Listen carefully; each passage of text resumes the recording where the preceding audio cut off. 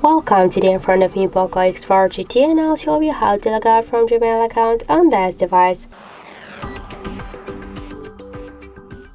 So let's just first open the Gmail application and then tap on the right upper corner. Now we can see that we are logged in here into the Gmail account, and just to log out from Gmail account in Gmail app, we should log out from Gmail account in Google account settings on our device.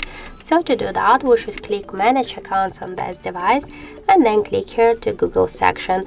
Just to log out from this account, click here more and tap to remove account. After that, click here to remove account again, and now we can see that in Google account settings we just log out from our Gmail account. So let's just go back to the app, and now we can see here that we also log out from our application from Gmail account.